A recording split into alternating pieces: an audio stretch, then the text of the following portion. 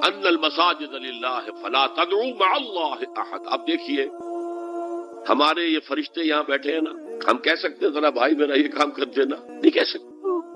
جبرائیل کو پکار سکتے ہیں، اے جبرائیل ذرا میرا یہ کام کر دینا؟ نہیں. وہ عالم غیب کی شے ہے. کسی ولی اللہ کی روح کو پکار کر کہنا کہ میری یہ مشکل دور کر دے؟ نہیں. اللہ سے کہیں، اللہ کو پکارے، اللہ جس کے ذریعے سے چاہے آپ کی ضرورت پوری کر دے. اس ضمن میں میں کہوں گا کہ شاہ ولی اللہ دہلوی نے ایک بات کہی ہے، اگرچہ مجھے اس کی کوئی دلیل اپنے طور پر انڈیپینڈنٹلی کتاب و سنت میں نہیں ملی ہے، لیکن شاہ صاحب کا ایک مقام مرتبہ ہے جو میری نگاہ میں بہت بلند ہے. میرے نزدیک دو عظیم شخصیتیں عالم اسلام کی، امام ابن تیمیہ اور امام غزالی کو جمع کریں تو شاہ ولی اللہ بنتے ہیں. اتنی عظیم شخصیت. انہوں نے یہ لکھا ہے کہ جو اللہ کے برگزیدہ بندے ہوتے ہیں اولیاء اللہ، اللہ تعالیٰ ان کی ارواح کو ان کے فوت ہونے کے بعد ملائکہ کے طبقہ اسفل میں شامل کر دیتے ہیں، اور وہ بھی جس طرح وہ ملائکہ اللہ کے احکام کی زمین میں تنفیذ کر رہے ہیں وہ بھی اسی کام میں لگتے. میں نے عرض کیا کہ میرے پاس انڈیپینڈنٹلی کوئی دلیل نہیں ہے اس کے حق میں، لیکن شاہ صاحب کا فرمانا خود میرے لیے ایک درجے میں دلیل ہے. لیکن یہاں ایک تو یہ نوٹ کرنے کا، ملائکہ کا طبقہ اسفل، ملائکہ کا سب سے نچلا طبقہ، اور اللہ کے حکم کی تنفیذ کرتے ہیں تو فرشتے کر رہے ہیں وہ بھی ہوں. ہمیں سے کیا غرض ہے؟ ہم نہ فرشتے کو پکار سکتے ہیں اور نہ کسی ولی اللہ کو. پکارو اللہ کو. قال ربکم ادعونی استجب لکم ان الذین یستکبرون عن عبادتی سیدخلون جہنم داخرین. تمہارا رب کہتا ہے مجھے پکارو، مجھ سے مانگو، میں تمہیں دوں گا، تمہاری دعا سنوں گا، قبول کروں. اور جو بربنائے تکبر مجھ سے نہیں مانگتے وہ جہنم میں داخل ہوں گے ذلیل و خوار. حضور نے ایک بات مجھے متن یاد نہیں ہے بہت پیاری فرمائی. دیکھو انسانوں سے تم مانگتے ہو کچھ تو ایک دفعہ تو اس کے ماتھے پر تیوری پر بل پڑ ہی جاتا ہے، یہ کیوں میرے سامنے ہاتھ سوال کیا، کیوں مجھے سے مانگ رہا ہے، چلیے بعد میں کچھ وہ دے ہی دے، کہ ناگوار گزرتا ہے. ارے اس سے مانگو جو کہتا ہے کہ مجھ سے مانگو اور میں دوں گا، اور نہ مانگنے پہ ناراض. اس سے نہیں مانگتے.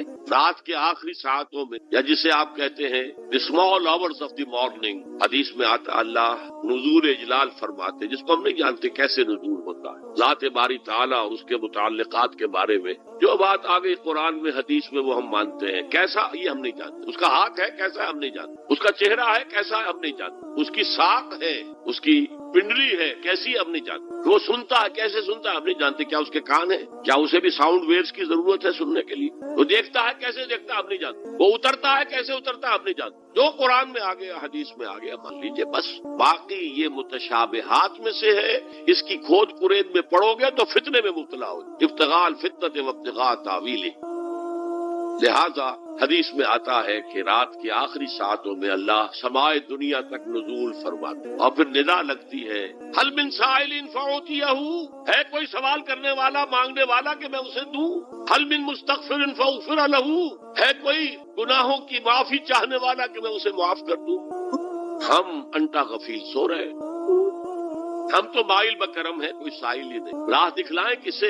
رہنمے منزل ہی نہیں. راہ کسے دکھا؟ اللہ کے راستے پر چلنے کا فیصلہ کرو، اللہ کی راہ میں جہاد کا فیصلہ کرو، پھر اللہ راستہ کھولے گا. والذین جاہدوا فینا لنہدینہم سبلنا. وہ لوگ کہ جو ہمارے راستے میں جہاد کریں، محنت کریں، مشقتیں کریں، ہم لازماً ان پر اپنے راستے کھولتے چلے جائیں. وہ دعا شرک فی الدعا، مانگو صرف اللہ. وہ چاہے کسی فرشتے کے ذریعے، چاہے کسی فوت شدہ ولی اللہ کی روح کے ذریعے سے، چاہے کسی کو بھی نہیں، براہ راست اپنے حکم سے. اس کی تو قدرت ہے جو چاہے کرے. کن فیکون. وہ جیسے بھی ہو وہ آپ کی ضرورت پوری کرے گا.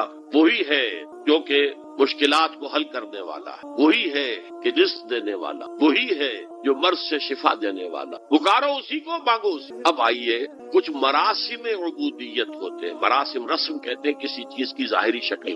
رہ گئی رسم ازاں روح بلالی نہ رہی، فلسفہ رہ گیا تلقین غزالی نہ رہی. یہ قرآن کا بھی ہم اسے رسم الخط کہتے ہیں، رسم الخط. اور یہ حضرت عثمان کے زمانے میں فائنل ہوا ہے کہ یہ اس طریقے سے لکھا جائے. تو عبدیت کے اظہار کے لیے کچھ رسومات ہیں جس میں سے ایک پر گفتگو ہو چکی. قنوت والقانتین والقانتات، یہ جو ہے اللہ کے حضور میں چاہے ہاتھ باندھے چاہے ہاتھ کھلے، لیکن ذرا جھک کر گردن میں خم کر کے کھڑے ہونا. یہ نماز کے اندر جو قنوت ہے یہ قنوت ہے، یہ بھی اپنی عاجزی کا اظہار ہے. عجز اور تذلل وہ جو ابن قیم کی میں نے ڈیفینیشن آپ کو بتائی، العبادت تجمع اصلین غایت الحب وغایت الذل والخضوع، حد درجے میں اللہ کے سامنے بچ جانا، جھک جانا، گر جانا، رکوع، سجدہ اللہ کے سوا کے، اور اس معاملے میں دین محمدی جو اپنی تکمیل کو پہنچ گیا، الیوم اکملت لکم دینکم واتممت علیکم نعمتی ورضیت لکم الاسلام دینا، حضور کی بعثت سے قبل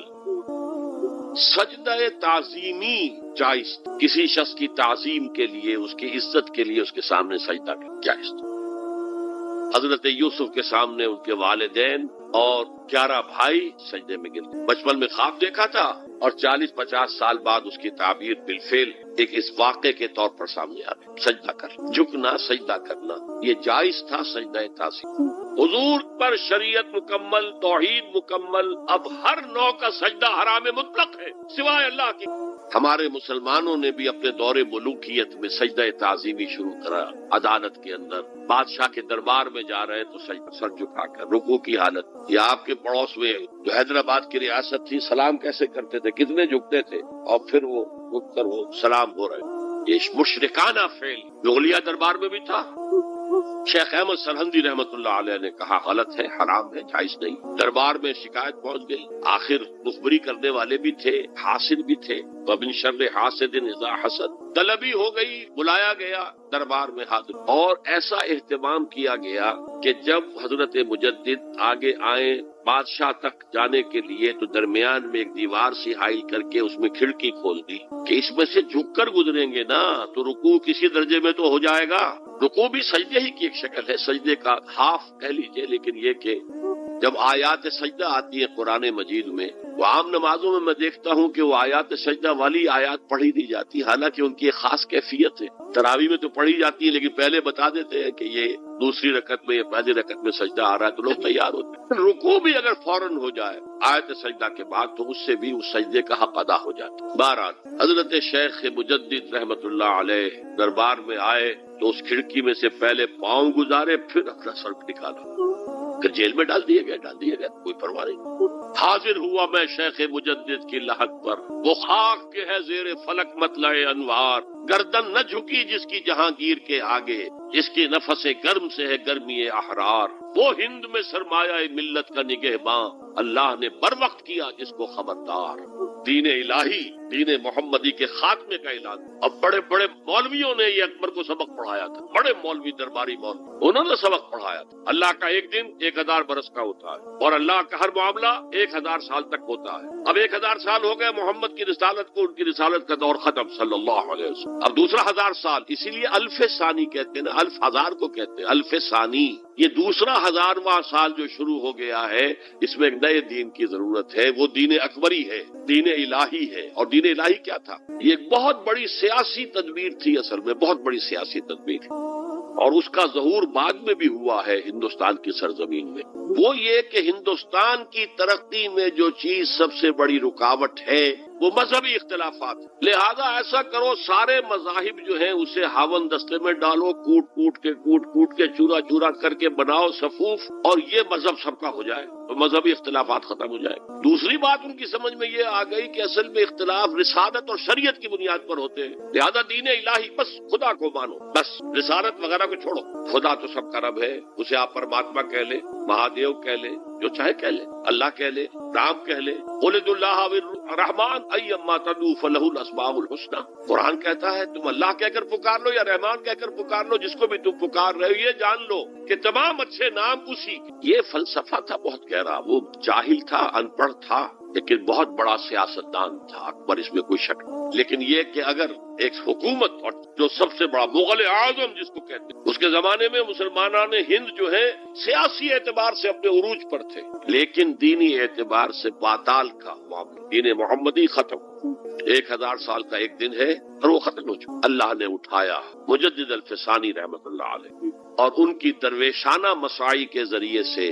اب دیکھیے اس زمانے میں تصوف کے ذریعے سے سب سے بڑا شرک آ رہا تھا، وحدت الوجود کی ایسی تعبیرات ہو رہی تھی جو ہماوست بن گئی تھی. ہماوست اور وحدت الوجود کے درمیان تو زمین آسمان کا فرق. ہماوست میں کائنات حقیقی ہے، خدا اس میں حل ہو چکا ہے، اس کے اندر ظاہر ہو گیا. اور وحدت الوجود میں وجود حقیقی صرف اللہ کا، اس کائنات کا وجود کوئی ہے ہی نہیں حقیقت. لیکن یہ ختم ہو رہا ہے. اس پہلو سے مجدد الف ثانی کے مجدد اعظم کو اللہ نے کھڑا کیا. شیخ احمد حضرت عمر کی اولاد سے تھے، فاروقی تھے. شاہ ولی اللہ بھی فاروقی تھے. رگے فاروقیم کہتے ہیں شیخ احمد صدی، میری فاروقی رگ بھڑکتی ہے. اس کے نتیجے میں وہ دین الہی کا خاتمہ ہوا. بعد میں ہمارے ہاں یہ آیا ہے ہندوستان میں برہمو سماج، برہمو سماج. اور گاندھی جی بھی اسی فلسفے کے قائل تھے، وحدت ادیان. اور یہ سیاسی اعتبار سے بہت اونچی ذہنی سطح کی غمازی کرنے والی بات ہے کہ ہندوستان کے اندر کے یہ مذہبی اختلافات کو اگر ہم کسی طرح کھرل کر کے ختم کر دیں، ہاون دستہ میں ڈال کے کر دیں، تو پھر یہ کہ یہاں ترقی ہی ترقی. بہرحال سجدہ گردن نہ جھکی جس کی جہانگیر کے آگے، جس کے نفس گرم سے ہے گرمی احرار. وہ ہند میں سرمایہ ملت کا نگہباں، اللہ نے بر وقت کیا جس کو خبردار. تو ہم نے شرک فی العبادت میں پہلے بات کی، شرک فی الاطاعت. انفرادی سطح پر نفس معبود، اجتماعی سطح پر عوام کی حاکمیت. بدترین شرک اس دور کا، عظیم ترین شرک. اتنے بڑے پیمانے کا شرک کبھی نہیں ہوا دنیا میں. اس کے بعد شرک فی المحبت، مال کی محبت، تعس عبد الدینار و عبد الدرہم. وطن کی محبت یا کسی اور شے کی محبت، اگر وہ اللہ کی محبت کے برابر بھی آ جائے، بڑھ جائے تو اور بھی بڑی بات کہنی پڑے گی. لیکن ہمارے پاس شرک سے اوپر کی اصطلاح کوئی نہیں. پھر شرک دعا، اللہ کے سوا کسی اور سے حاجت روائی کے لیے، مشکل کشائی کے لیے پکارنا. پھر شرک فی مراسم العبودیہ، قنوت ہے، رکوع ہے، سجود ہے. یہ ذل والخضوع کی، کسی کے سامنے جھک جانے کی ایک علامت ہے، سمبل. اب آخری ہے اس میں اخلاص. اور اخلاص کی ضد کیا ہے؟ ریاکاری. کوئی عبادت اگر دکھاوے کے لیے کی جائے وہ شرک. یہ شرک خفی کہلاتا. مال کی محبت کا شرک بھی شرک خفی ہے، نفس کی اطاعت کا شرک بھی شرک خفی ہے، اور یہ سب سے خفی شرک ہے. حضور نے فرمایا صلی اللہ علیہ وسلم، من صلی یرائی فقد اشرکا ومن صام یرائی فقد اشرکا ومن تصدق یرائی فقد اشرکا. جس نے دکھانے کے لیے نماز پڑھی اس نے شرک کر لیا. جس نے دکھاوے کے لیے روزہ رکھا اس نے شرک کر لیا. جس نے دکھاوے کے لیے خیرات کی، صدقات دیے، تو شرک. قد اشرکا، قد اشرکا. یہ عربی کے مزاج سے واقفیت ہو، فعل ماضی پر قد جو ہے تو وہ پرفیکٹ ٹینس بن جاتا. کر چکا، شرک میں ملوث ہو چکا. من صلی یرائی فقد اشرکا، من صام یرائی فقد اشرکا، ومن تصدق یرائی فقد اشرکا. اور تجزیہ کر کے یہاں تک بتایا کہ اگر کوئی شخص نماز پڑھ رہا ہو اور جب وہ یہ دیکھے کہ کوئی اسے دیکھ رہا ہے تو اپنے سجدے کو طویل کر دے تو یہ شرک. فرض کیجئے 5 سیکنڈ کا سجدہ وہ کر رہا تھا، اب اس نے 7 سیکنڈ کا کیا ہے. یہ 2 سیکنڈ کس کے لیے ہے؟ اس ایک سجدے کے 2 مسجود ہو گئے. تو 5 سیکنڈ کا سجدہ تو اللہ کے لیے، 2 اس کے لیے شرک ہو گئے. ایک اور بات فرمائی صلی اللہ علیہ وسلم، شرک خفی کو پہچاننا اور دیکھنا اتنا ہی مشکل ہے جتنا کہ کسی سیاہ شب میں، تاریک رات میں، کسی سیاہ پتھر پر چلنے والی سیاہ چیونٹی کو دیکھنا مشکل. تشبیہ کا بلاغت اور فساد کی انتہا ہے. جیسے میں نے عرض کیا تھا کہ ایک جوڑے کی 2 جوتیوں کے مابین جو مشابہت ہے امت مسلمہ اور سابقہ امت بنی اسرائیل کی، ان کے اوپر جو حالات وارد ہوئے ان میں وہی مشکل. تاریک شب ہے، سیاہ پتھر ہے، اس پر سیاہ چیونٹی رینگ رہی ہے. جتنا اس کو دیکھنا مشکل ہے اتنا ہی شرک خفی کو پہچان. کدھر کدھر سے آپ پر حملہ آور ہو جائے گا، کدھر کدھر سے آ کر آپ کی عبادت میں، آپ کی توحید میں نقب لگائے گا، اس کا آپ کو اندازہ ہو نہیں سکتا. بہت زیادہ چوکس رہنے کی ضرورت. اور اس کا علاج بتایا گیا ہے خاص طور پر عبادات کے ذمے، کہ کچھ نہ کچھ عبادت نفل بھی کی جائے، اور نفل عبادت اس طور سے کی جائے کہ کسی کو پتہ نہ چلے. اب ہمارا حال یہ ہو گیا ہے کہ ساری، اگر کوئی عشاء کی 17 رکعتیں پڑھتا ہے، سب کی سب مسجد میں پڑھتا ہے. حالانکہ صحابہ کے دور میں مسجد تھی فرائض کی ادائیگی، باقی جا کر نماز گھر میں پڑھو گے وہ افضل ہے. اور نوافل تو خاص طور پر اگر کسی کو تہجد کی توفیق ہو گئی ہے تو کسی نہ کسی طرح ڈھنڈورا پیٹے گا اسے، جی کیا کرے رات کو جاگنا ہوتا ہے، طبیعت جو ہے بڑی بھاری رہتی ہے، ہو گیا اپنا ڈنڈورا پیٹ دیا، تو اس سے تو مرض اور دو آتشا ہو جائے گا، ریاکاری اور بڑھ جائے گا۔ اسی طریقے سے صدقات نافلہ فرمایا ایسے دو کہ داہنا ہاتھ جو کچھ دے بائیں ہاتھ کو پتہ نہ چلے، کسی کو پتہ نہ، اس سے وہ ریاکاری کی جڑیں کٹتی ہیں، ریاکاری کی جڑیں جو ہیں دل کے اندر سے کٹتی ہیں، یہ علاج ہے ریاکاری کا، لیکن ریاکاری شرک۔ اب میں آخری بات پر آ رہا ہوں، آپ نے سوچا ہوگا کہ اس تجزیے کے تحت تو ہر گناہ جو ہے ادنا سے ادنا گناہ بھی شرک ہے۔ فجر کی نماز کے وقت اگر اٹھ کے نہیں گئے اور چادر یا کمبل کو سیدھا کر کے لیٹ گئے تو یہ شرک ہے۔ پھر کون سے گناہ ہے جو اللہ معاف کرے گا؟ یہ جو میں نے آیت آپ کو 2 دفعہ جو آئی ہے سورہ نساء میں سنائی، ان اللہ لا یغفر ان یشرک بہ ویغفر ما دون ذلک لمن یشاء، اللہ تعالیٰ اس کو تو ہرگز نہیں بخشے گا کہ اس کے ساتھ شرک کیا جائے، البتہ اس سے کم تر جس کو چاہے گا بخش۔ تو جان لیجئے یہ جو باریک تجزیہ میں نے کر کے بتایا ہے یہ اپنی جگہ 100% درست ہے، لیکن ان میں جو یہ چیزیں ہیں، کوئی کوتاہی ہو گئی، کوئی گناہ ہو گیا، کوئی شریعت کی مخالفت ہو گئی، نفس کے کسی اس وقت کے دباؤ میں آ کر یہ گناہ شمار ہوں گے۔ اگر یہ آپ کی طبیعت ثانیہ نہ بن، اگر یہ آپ کی سیکنڈ نیچر بن گئے تو ایک گناہ بھی ساری تباہی لانے کے لیے کافی۔ اگر آپ نے ڈیرے ڈال دی، غلطی ہو گئی، معافی مانگو، توبہ کرو، استغفار کرو، اللہ صاف کر دے گا۔ نہیں کرو گے تو پھر ایک گناہ پر بھی دوام اگر ہو گیا اور اس گناہ نے ایک نے بھی تمہارا احاطہ کر لیا تو وہ جہنم میں خلود کی وعید قرآن میں آئی ہے۔ بلا من کسب سیئۃ واحاطت بہ خطیئتہ فاولئک اصحاب النار هم فیہا خالدون، جو نہیں جس نے کوئی ایک بھی بڑا گناہ، چھوٹا نہیں، یہ چھوٹے چھوٹے گناہ جو ہوتے رہتے ہیں، گناہ کبیرہ لمم جن کو کہا گیا ہے، اس کی اللہ تعالیٰ کے ہاں پکڑ نہیں ہے، بلکہ وضو کرتے ہیں تو ہاتھوں کے اس طرح کے گناہ وہ دھل جاتے ہیں، آنکھوں کے گناہ دھل جاتے ہیں۔ گناہ کبیرہ اگر ایک بھی کریا اور مستقل کیا اور اس پر ڈیرے ڈال دی اور وہ آپ کا احاطہ کر، آج کے دور میں سود کا نظام، سودی کاروبار، وہ تو آپ کا احاطہ کر گیا، آپ کے پورے وجود کا احاطہ کر گیا۔ بلا من کسب، اور کسبہ کہتے ہیں جان بوجھ کر کرنا، ایک ہے خطا سے ہو گیا، غلطی سے ہو گیا، وقتی طور پر کوئی تحریک ایسی ہو گئی، غلط ماحول میں بیٹھے ہوئے تھے، اس کے زیر اثر کوئی آپ سے بھی غلط حرکت سرزد ہو گئی، کبھی نفس کا جوش کچھ ایسا ہوا کہ آپ مغلوب ہو گئے، ٹھیک ہے، اسینشلی وہ شرک ہے، لیکن یہ شرک گناہ کے درجے میں شمار ہوگا اگر آپ توبہ کر لیتے ہیں، رجوع کرتے ہیں، استغفار کرتے ہیں، اللہ بخشنے والا۔ لیکن اگر ایک گناہ کبیرہ بھی جان بوجھ کر اختیار کر لیا اور اسے مستقل اپنی زندگی کے اندر شامل کر لیا، بلا من کسب سیئۃ واحاطت بہ خطیئتہ فاولئک اصحاب النار هم فیہا خالدون، تو وہ پھر جہنمی ہیں، آگ والے ہیں، اور اس میں ہمیشہ ہمیشہ کے لیے رہنے والے۔ شرک فی ذات کے ضمن میں نے عرض کیا تھا کہ سورہ اخلاص جامع ترین اس کی نفی پر ہے، اور شرک فی صفات کی کامل نفی پر آیت الکرسی ہے۔ آیت الکرسی ایک لمبی آیت، جیسے آیت البر ایک لمبی آیت، اور اس کو حضور نے فرمایا ہے سیدۃ آیات القرآن، پورے قرآن مجید کی آیات کی سردار ہے، اور یہ شرک فی صفات کے ضمن میں یہ شمشیر قاطع ہے، شمشیر برہان ہے۔ اللہ لا الہ الا ہو الحی القیوم، یہ وہی ہے، قل هو اللہ احد اللہ الصمد الحی، اللہ زندہ ہے، لیکن اس کی زندگی کو اپنی زندگی پر قیاس نہ کر، تمہیں خوراک کی احتیاج ہے، اسے کوئی ضرورت نہیں۔